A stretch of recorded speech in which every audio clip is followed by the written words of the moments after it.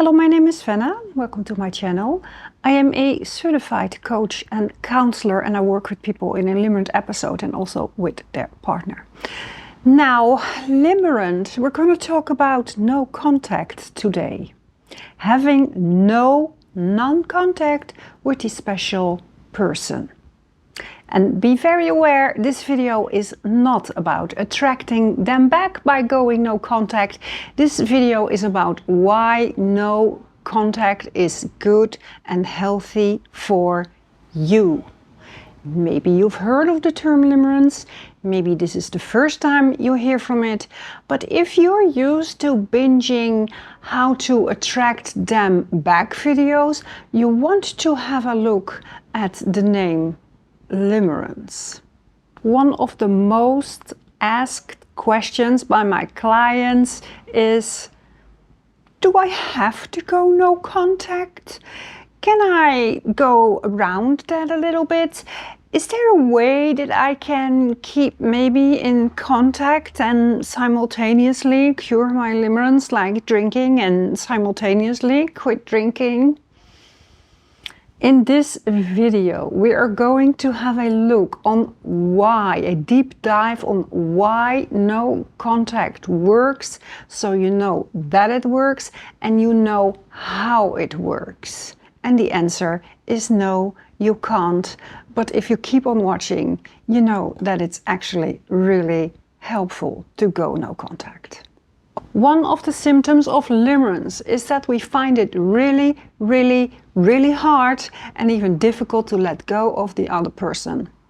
We insist in having this person or getting this person, even though we don't want to feel like this anymore, and even though we are exhausted by the rumination, and even though sometimes we don't really like this person that much, and if we think it really through, we would not pick them, and we kind of don't want to be with them, but yet we want to be with them. We still crave the presence and the attention from this other person, and we find it scary to let go. That's the contradiction of addiction. We know that this is wrecking our health, that this is really unhealthy for us, this is bad for us, and still we continue. Okay, short explanation on how limerence starts. In the first place, we notice this person. And at one point, we feel the glimmer, the aha moment of the attraction. Now, all falling in love starts the same. We start to think about this person, we are focused on this person. So far, so good, nothing out of the ordinary going on here. But when limerence can turn or develop, or falling in love can turn or develop into limerence, is when there are obstacles and there is limited access to the other. Because the obstacles spike our hormones, and if we are sensitive for limerence, we can enter a limerent episode here. Because the intermittent contact with the other makes us literally addicted to the other. So limerence is above all a person addiction. It is being addicted to one person. And just like any other addiction, gambling, overeating, drugs, self-harm, there is a level of anxiety. We seek the relief, in this case in the other, and then there is relief, there is less anxiety. So there is more calmness until it builds up again, and we seek the other for relief. So there is a demand and response chain. Our body does not produce dopamine on its own again. We need the other to activate that in order to feel good.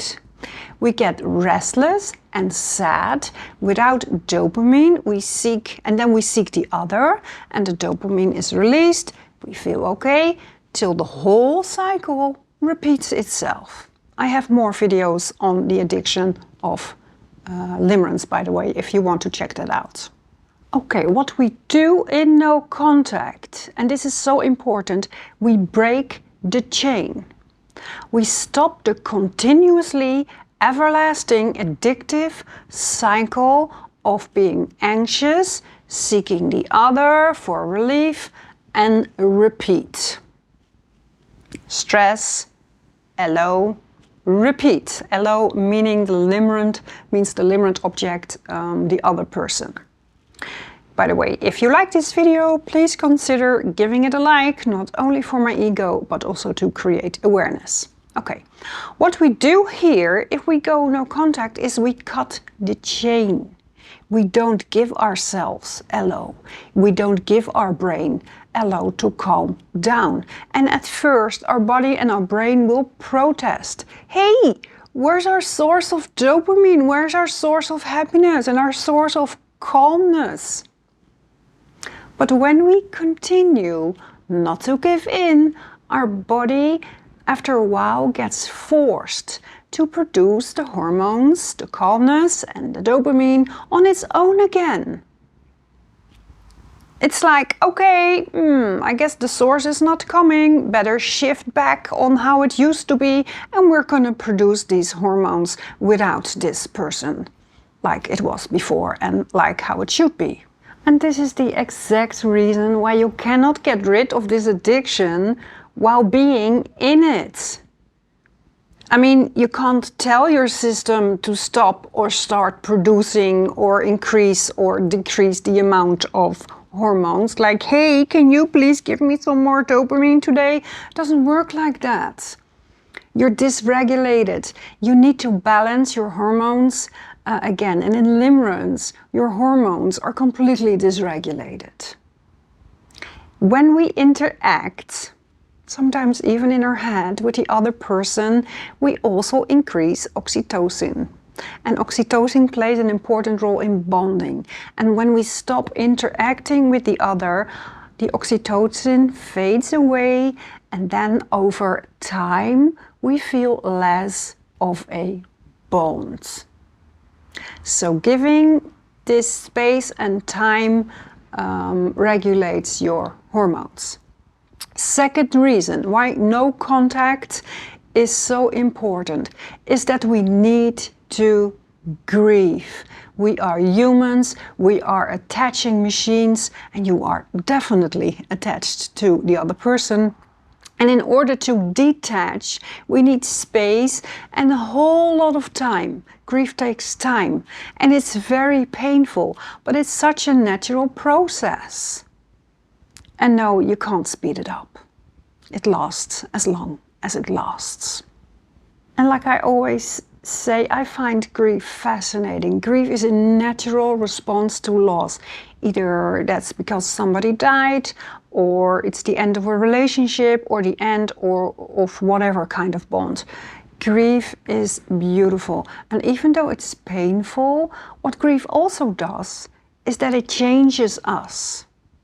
It allows us to grow and develop. It kind of forces us to grow and develop and gradually move on forward. And this process helps us to detach from someone, even though it's very painful. Another reason why no contacts works against limerence is that time plays a very crucial role in the fading of emotions. As days turns into weeks and then months, our memory naturally goes this process called memory decay. Memories become less vivid and emotional intensity diminishes. And the details, very important, the details around, surrounding the whole experience, they fade. So this natural decay of memories can contribute to the fading of feelings associated with this person. So remember that when you don't know anymore why you're doing no contact, think about memory decay. That's what we want. Another important reason why no contact is going to help us out of limerence is neuroplasticity and rewiring. Neuroplasticity is the brain's ability to reorganize and form new neural connections. So this is another factor in fading feelings. When we detach from someone, our brain starts to rewire itself, creating new connections and new associations and new memories that gradually replace the old ones. So this rewiring process can lead to decreasing emotional attachment to the other person over time. So let the brain do its work, let the brain rewire, and let's all celebrate neuroplasticity. The brain is always reshaping and reforming and filing old memories and making new pathways and making new memories. It's busy 24/7, so let's use that in our advantage. So, long story short, in no contact, it helps us to break the chain of the addiction. We force our brain to come back in balance, and that's why we start to feel better after a while. More calm, more regulated, more like our old selves again, with less stress and less anxiety when we are in no contact for a longer period of time. You're gonna feel like your old self again, which is quite nice.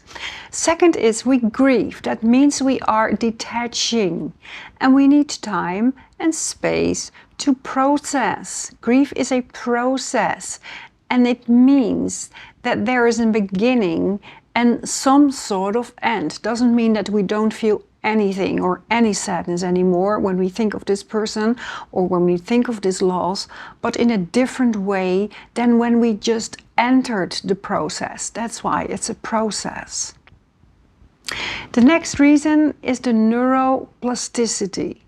We need to recondition our brain from this person and make new memories and make new connection and let the memories fade, because they will fade.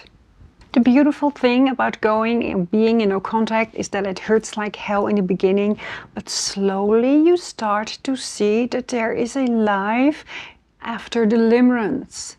And it's a better life without this person, more free, less stress, and more space for yourself.